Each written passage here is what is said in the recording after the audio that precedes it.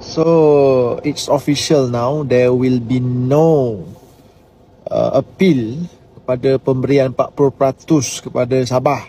Yang mana semalam mesyuarat khas kabinet buat keputusan Kerajaan Persekutuan secara 11 suara tak akan buat appeal, tak akan merayu berkenaan pemberian 40% kepada Sabah. Rundingan dengan Kerajaan Negeri Sabah akan dimulakan sesegera yang mungkin, cuma sekarang tak boleh mulakan lagi kerana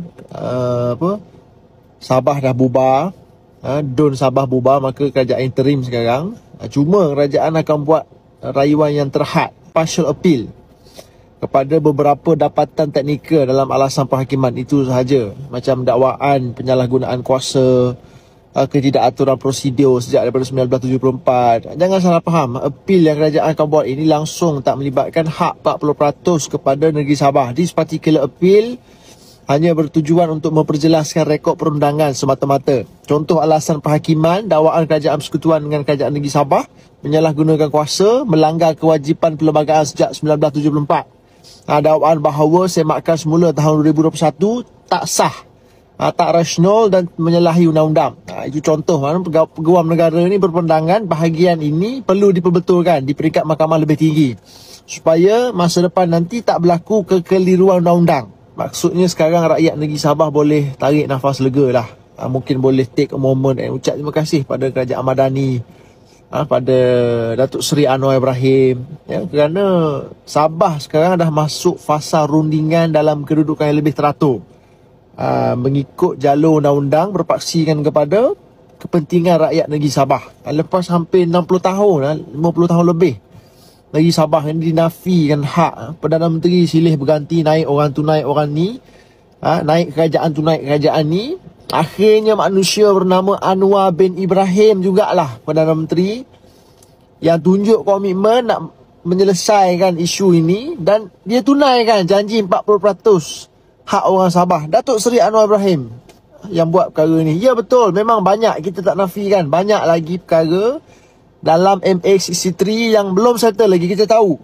Tapi jangan letak semua kesalahan itu atas bahu federal. Sabah tiap-tiap tahun kita tahu dapat dana pembangunan tinggi, dana pembangunan yang sangat besar daripada federal.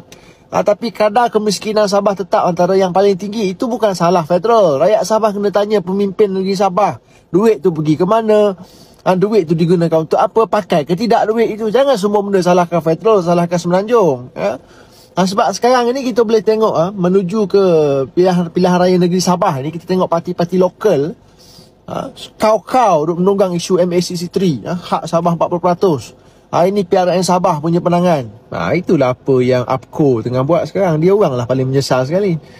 Benda boleh bawa bertenang, benda boleh relax, bincang dalam mesyuarat. Ketua APCO ni, Datuk Ewon ni menteri, dia ada dalam mesyuarat kabinet. Dia juga ketua APCO, dia ada dalam mesyuarat Majlis Presiden Pakatan Harapan dengan Datuk Seri Anwar Ibrahim, dengan Abang Mak Sabu. He should do better lah. He should do better. Bukannya merentan letak jawatan, konon dia nak tunjuk dia lah terpaling Sabah, tadi nak curi spotlight, rakyat Sabah akan anggap dia hero apa semua. Tak, benda tu tak berlaku hari ni.